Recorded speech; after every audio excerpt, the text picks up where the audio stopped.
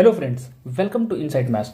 दोस्तों, यहाँ पर हम प्रिपरेशन कर रहे हैं सीटेट जुलाई 2024 की और मैं आपके साथ डिस्कस कर रहा हूँ साइंस और मैथ सब्जेक्ट को।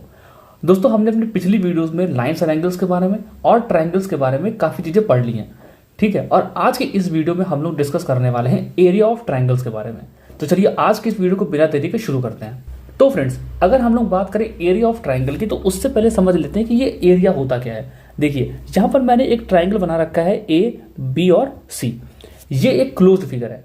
किसी भी क्लोज्ड फिगर में जो, जैसे मान लीजिए कि यहाँ पर हमने ट्रायंगल का एग्जांपल लिया है, तो इस ट्रायंगल की 3 साइडें हैं, ठीक है। तो इन 3 साइडों के बीच में जो ये आप स्पेस देख पा रहे हैं, इसी को हम लोग क्या बोलते हैं?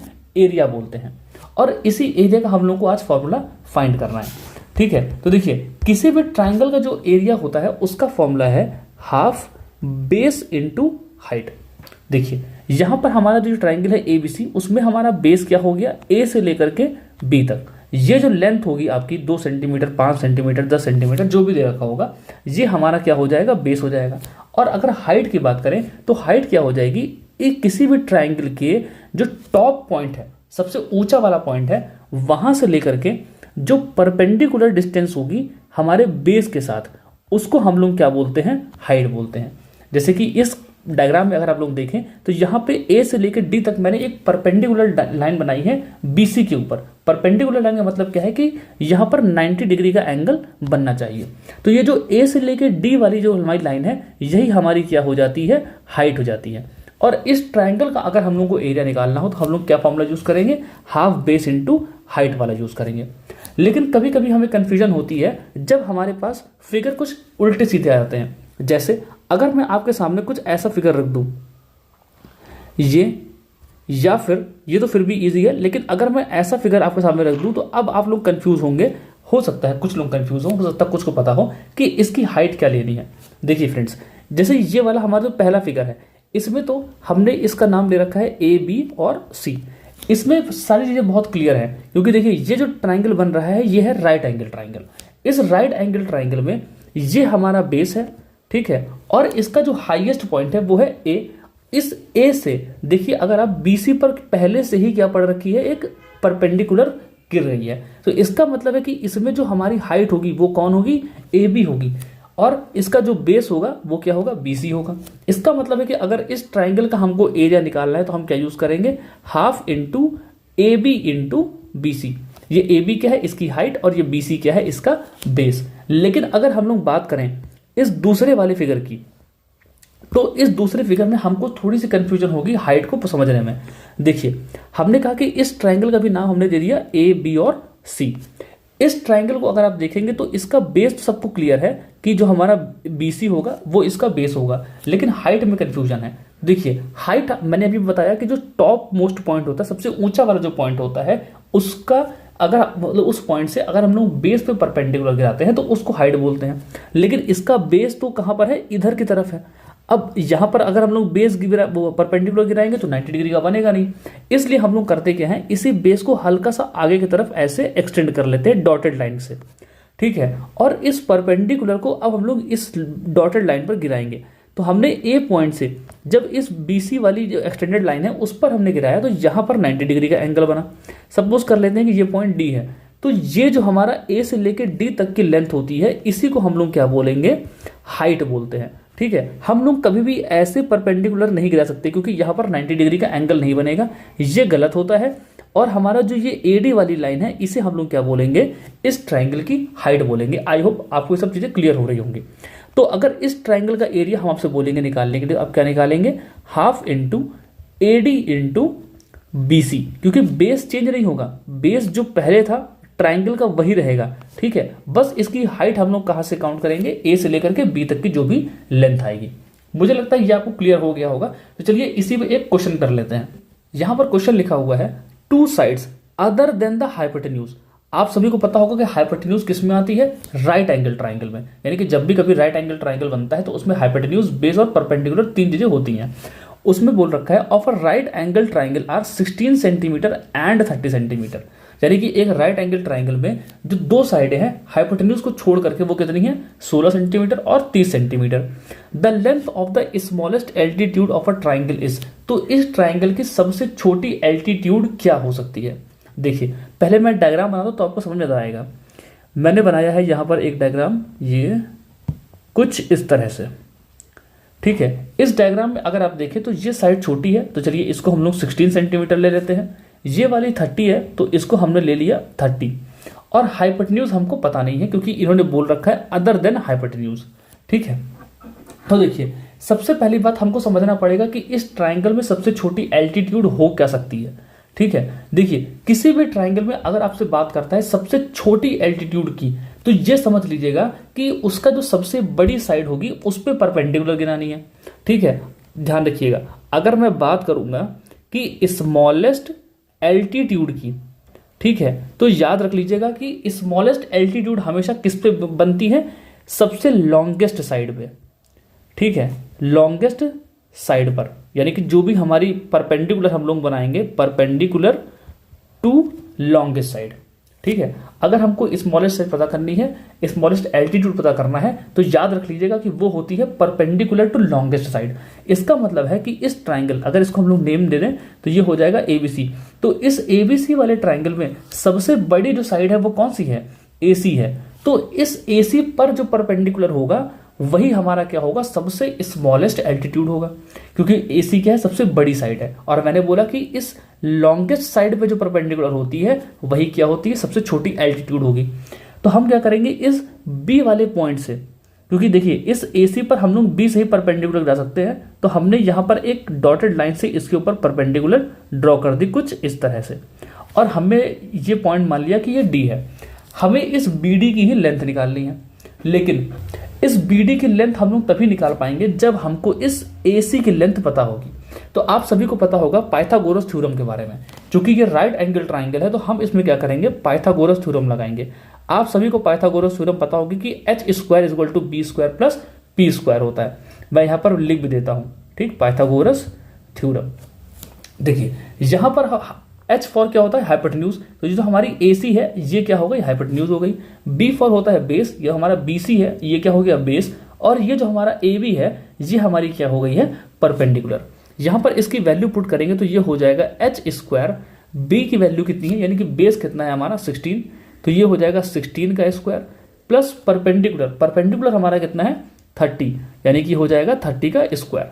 तो अगर यहां से एच स्क्वायर की वैल्यू देखें तो ये हो जाएगा 256 प्लस 30 का स्क्वायर होता है 900। अगर हम लोग इसको ऐड करेंगे तो ये हो जाएगा H square is equal to 6511, यानी कि H square is equal to हो जाएगा 1156, और जहां से एच की वैल्यू अगर देखें तो ये हो जाएगा √1156। इसको थोड़ा सा और सिंप्लीफाई करेंगे जब हम लोग, तो यहां से जो हमारी एच की वैल्यू होगी वो आ जाएगी 34।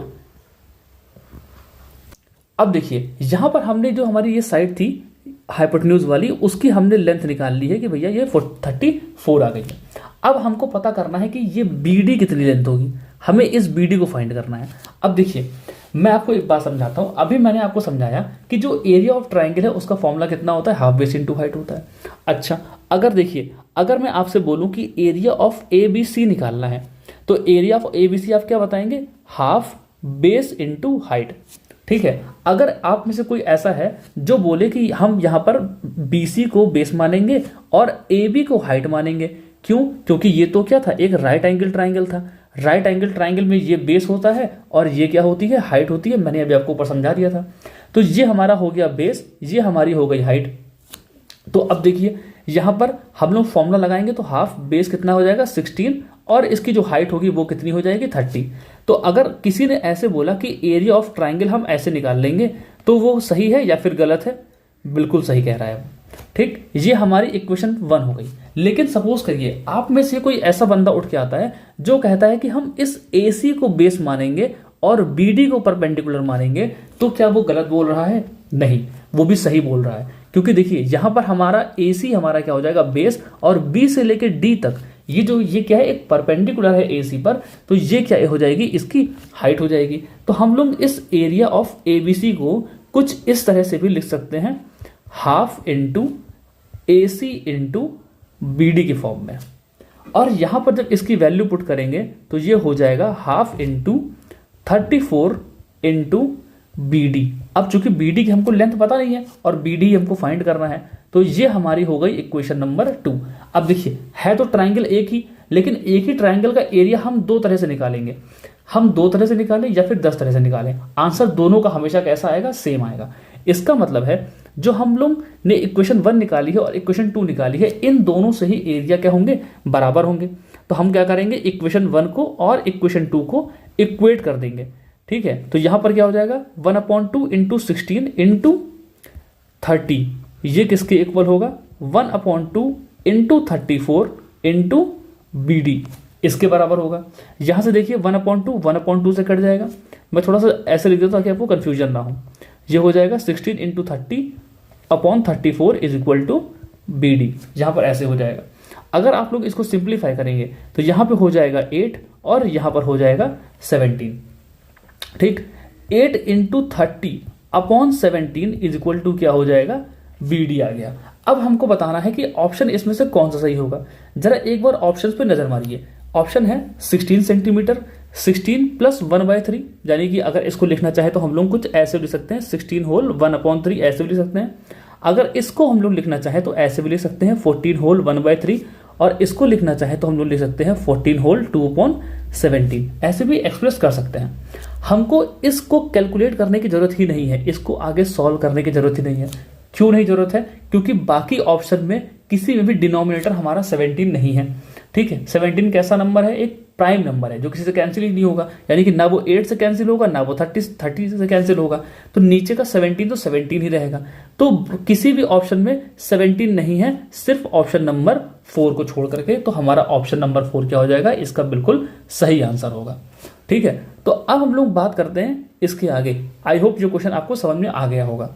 हमारा जो नेक्स्ट टॉपिक है वो है एरिया ऑफ इक्विलेटरल ट्राइंगल। देखिए हाफ बेस इंटू हाइट वाला फॉर्मूला अच्छा है, लेकिन अगर हम उससे सारे एरियाज को निकालेंगे, सभी ट्राइंगल्स के एरिया को निकालेंगे, तो थोड़ा सा हमको टाइम लग सकता है। या फिर हम लोग कभी कभी ऐसा भी हो सकता है कि हमें हाइट नहीं पता हो, बेस नहीं पता हो, तो उस समय पर हम उस फॉर्मूले को नहीं यूज कर सकते। इसीलिए हम लोग सीखेंगे हर ट्राइंगल का अपना अपना अलग फॉर्मूला। जैसे एरिया ऑफ ट्राइंगल का मतलब एरिया ऑफ इक्विलेटरल ट्राइंगल का फॉर्मूला क्या होता है, मैं लिख के दिखाता हूं। Area is equal to √3/4 into side square. ठीक है, ये फॉर्मूला किसका होता है, सिर्फ और सिर्फ इक्विलेटरल ट्राइंगल के लिए। जब भी हमें कोई एक ऐसा ट्राइंगल दिया होगा जिसमें तीनों साइडें बराबर होंगी, तो वहां पर हम लोग उसका एरिया निकालने के लिए इस फॉर्मूला का यूज कर सकते हैं। मैं यहां पर देखिए एक ट्राइंगल बना दिया है आपके लिए ABC, और उसकी तीनों साइडें कितनी कितनी है, 6, 6 और 6 सेंटीमीटर, यानी कि ये एक इक्विलेटरल ट्राइंगल है। तो अगर कोई हमसे बोलेगा कि इसका एरिया फाइंड करो, तो इसका एरिया कितना हो जाएगा, √3/4 इंटू साइड स्क्वायर। साइड कितनी है, 6, यानी कि 6 का स्क्वायर। तो हम यहां पर वैल्यू पुट कर देंगे √3/4 इंटू 6 इंटू 6। 4 से हम लोग कैंसिल कर देंगे, यहां हो जाएगा 3 और यहां पर भी हो जाएगा 3। तो हमारा आंसर कितना हो जाएगा, 9√3। यही हमारा क्या हो जाएगा, एरिया हो जाएगा। तो इक्विलेटरल ट्राइंगल का एरिया निकालने का सबसे आसान फॉर्मूला क्या है, √3/4 इंटू साइड स्क्वायर। हम इसको हाफ बेस इंटू हाइट से भी निकाल सकते हैं, लेकिन उस तरह से बहुत लंबा हो जाएगा, क्योंकि पहले हमको इसकी हाइट फाइंड करनी पड़ेगी, उसके बाद एरिया निकालना पड़ेगा। तो इसीलिए मैं कह रहा हूं कि सारे ट्राइंगल के जितने भी फॉर्मूले होते हैं वो आप याद कर लीजिए, आपकी कैलकुलेशन आसान हो जाएगी और आपका टाइम भी बचेगा। अब इक्विलेटरल ट्राइंगल के बाद हम लोग बात करेंगे आइसोसेलेस ट्राइंगल पर। आइसोसेलेस ट्राइंगल मैंने आपको पहले पढ़ा दिया है, एक ऐसा ट्राइंगल जिसकी सिर्फ और सिर्फ दो साइडें बराबर हों, उसका एरिया कैसे फाइंड करेंगे। हम लोग इसको भी चाहे तो हाफ बेस इंटू हाइट से सॉल्व कर सकते हैं, लेकिन फिर वही बात है, हमें सबसे पहले क्या करना पड़ेगा, इसकी हाइट को फाइंड करना पड़ेगा। ठीक है, हम लोग हाइट फाइंड करेंगे, फिर हाफ बेस इंटू हाइट लगाएंगे। हाल इससे अच्छा है कि हम डायरेक्टली एक ऐसा फॉर्मूला लगा लें जिससे हमारा एक ही बार में क्या हो जाए, आंसर आ जाए। तो इसका एरिया निकालने का फॉर्मूला होता है half into B into √a² minus b²/4। ये फॉर्मूला होता है। हालांकि देखिए ये जो पार्ट है a² माइनस b² रूट वाला, ये हमारी हाइट को ही डिनोट करता है, लेकिन हम हाइट अलग निकालने से अच्छा है कि इसी में रख के कैलकुलेशन कर लेंगे तो हमारा क्वेश्चन जल्दी हो जाएगा। देखिए अब मैं यहां पर आपको क्लियर कर दूं कि यहां पर जो ये a है और b है वो किसको डिनोट करते हैं। यहां पर जो a होता है वो डिनोट करता है हमारी इक्वल साइड की लेंथ को। ठीक है, तो यहां पर मैं लिख देता हूं ताकि कंफ्यूजन ना हो, लेंथ ऑफ इक्वल साइड्स। और जो हमारा बी होता है वो डिनोट करता है थर्ड साइड या फिर अनइक्वल साइड को। ठीक है, थर्ड साइड या फिर अनइक्वल जो साइड होती है उसको डिनोट करता है, अनइक्वल साइड को डिनोट करता है। तो चलिए जरा इस ट्राइंगल का एरिया निकाल के देख लेते हैं कि आंसर कितना आता है। देखिए हमने सब यहां पर फॉर्मूला लिख रखा है, area is equal to half base into height की जगह पर हाफ इंटू बेस ब्रैकेट में under root A square minus B square upon 4।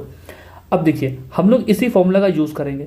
मैंने आपसे बोला बी क्या होती है, जो अनइक्वल साइड है। यहां पर आप देखिए तो एक साइड है 6 सेंटीमीटर की, एक साइड है 6 सेंटीमीटर की, यानी ये जो होगा वो हमारा क्या हो जाएगा ए, और जो अनइक्वल साइड होगी वो हमारी क्या हो जाएगी बी। तो हमारी बी की वैल्यू कितनी है, यहां पर 4 है। उसके बाद ए की वैल्यू यहां पर देखिए आप लोग कितनी दे रखी है, 6 दे रखी है। ठीक है, तो ए की वैल्यू 6 पुट कर दीजिए। 6 का मतलब कितना हो जाएगा, 6 का स्क्वायर। बी की वैल्यू कितना हो जाएगा, बी की है यहां पर 4, यानी कि 4 का स्क्वायर अपॉन 4। इसको सॉल्व करेंगे तो आएगा half into 4 into under root 6 का स्क्वायर 36 माइनस 4 का स्क्वायर 16 अपॉन 4। इससे ये कैंसिल हो जाएगा, तो आंसर आएगा half into 4 under root 36 minus 4। इसको थोड़ा सा और सिंप्लीफाई कर दें, यहां से इसको कैंसिल कर देंगे तो हो जाएगा 2। यहां पे आंसर आएगा 2 रूट 32। और 2 रूट 32 को हम लोग को इस तरह से भी ले सकते हैं, 2 इंटू 32 में से क्या होगा, रूट बाहर आएगा 4 बाहर आ जाएगा रूट के, और इसको हम लोग ऐसे लिखेंगे। तो हमारा आंसर कितना हो जाएगा 8 रूट 2। तो आई होप आपको ये भी तरीका समझ में आ गया होगा। इस फॉर्मूले को जरूर से याद कर लीजिएगा, क्योंकि इससे आपका टाइम और एफर्ट दोनों बचने वाला है। और इसको भी ध्यान रखिएगा कि हम लोग इसमें ए और बी किसको बोलते हैं। अब ये दोनों हमने सीख लिए। अब जो सबसे मेन है वो हमारे पास ये है हीरोन्स फॉर्मूला। हो सकता है आपको इसको समझने में थोड़ी सी दिक्कत हो, लेकिन मैं कोशिश करूंगा कि इसको अच्छे से आराम से आपको समझा दूं। ये फॉर्मूला सबसे इंपॉर्टेंट इसलिए है क्योंकि इसमें एक भी साइड क्या है, इक्वल नहीं होती।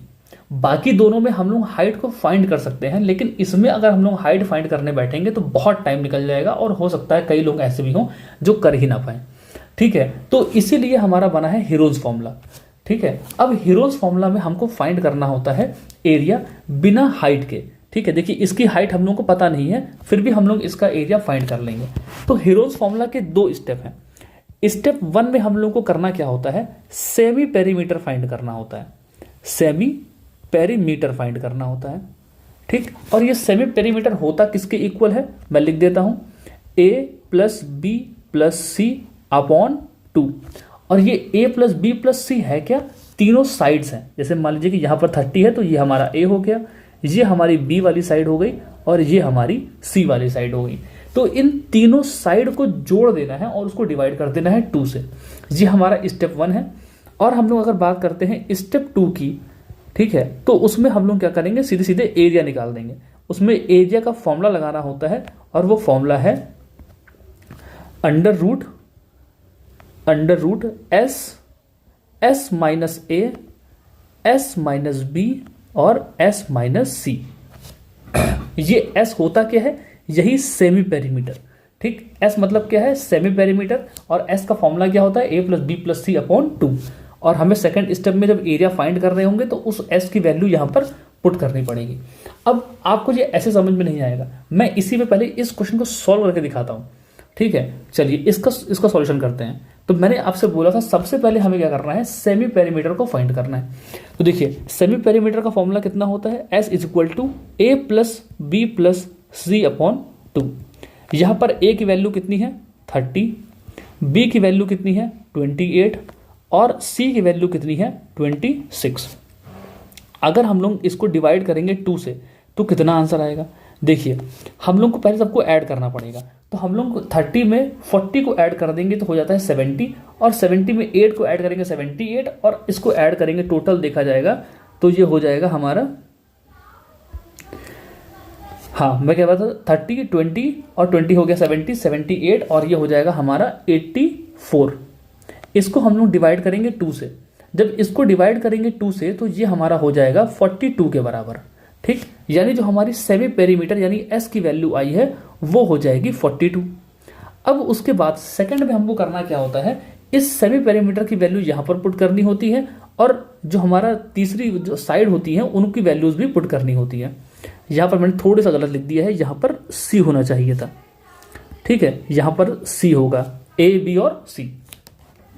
अब हम लोग जब एरिया फाइंड कर रहे होंगे तो एरिया फाइंड करने में हम लोग फॉर्मूला लगाएंगे ये एस माइनस ए, एस माइनस बी और एस माइनस सी।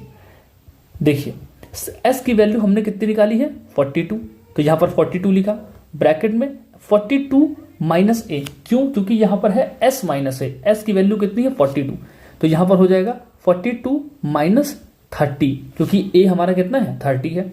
फिर 42 माइनस बी, बी की वैल्यू कितनी है 28, तो हम लोग यहाँ पर 28 पुट कर देंगे।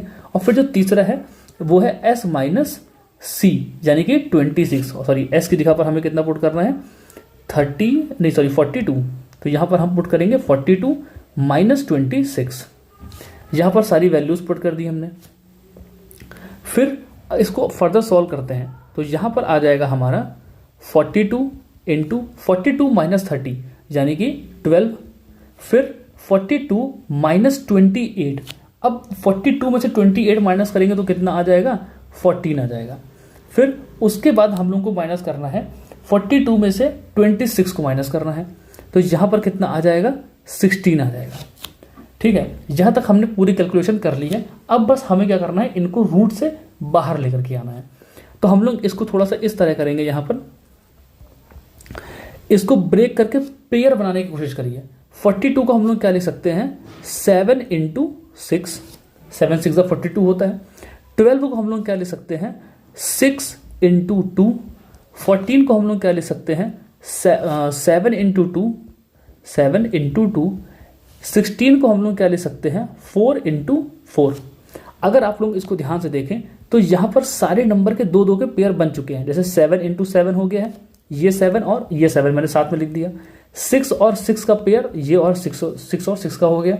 यहाँ पर 2 है, यहाँ पर 2 है, तो हमने यहाँ पर 2 और 2 का पेयर भी लिख दिया और 4 इंटू 4 का। जब इन पेयर को हम लोग रूट के बाहर लाएंगे तो ये जो पेयर वाले नंबर होते हैं उनका सिर्फ एक एक नंबर ही रूट के बाहर आता है। यानी कि यहाँ पर 7 और इंटू 7 की जगह पे क्या आएगा सिर्फ और सिर्फ 7। यहाँ पर 6 इंटू 6 की जगह पे कितना आएगा 6 आएगा। 2 इंटू 2 की जगह पर कितना आएगा 2 आएगा। 4 इंटू 4 की जगह पर 4 आ जाएगा। यही हमारा क्या होगा एरिया होगा। अब इस एरिया को निकालने के लिए बस इन सबको मल्टीप्लाई कर दीजिए, हमारा आंसर आ जाएगा। जैसे कि 7 6 कितना हो जाएगा 42 और 4 इंटू 2 कितना हो जाएगा 8। अब हम इस 42 और 8 को मल्टीप्लाई कर देंगे, हमारा आंसर आ जाएगा। 8 2 16, 1 कैरी, 8 4 32 और 1 33। यही हमारा क्या हो गया आंसर हो गया। आई होप आपको यहाँ तक सारी चीज़ें समझ में अच्छे तरीके से आ रही होंगी। दोस्तों आज के इस वीडियो में इतना ही था। हमने आज पढ़ लिया है तीनों ट्राइंगल के, मतलब स्केलियन ट्राइंगल का, आइसोसेलेस ट्राइंगल का और इक्विलेटरल ट्राइंगल, तीनों के एरिया को कैसे फाइंड करना है। मुझे लगता है कि आप ये तीनों चीज़ें समझ गए होंगे अच्छी तरीके से। प्लीज़ मेरी रिक्वेस्ट है कि इसको नोट्स बना करके ही पढ़िए और खूब सारे क्वेश्चंस को प्रैक्टिस करिए। तो दोस्तों आज की वीडियो में इतना ही। अगर आपको कोई डाउट अभी भी रह जाता है तो आप कमेंट कर सकते हैं और मेरे लिए कोई सजेशन है तो वो भी बिल्कुल कमेंट में लिख सकते हैं। वीडियो अच्छा लगा हो तो अपने दोस्तों के साथ शेयर कर देना, लाइक कर देना। मिलते हैं अपनी अगली वीडियो में, तब तक के लिए बाय बाय।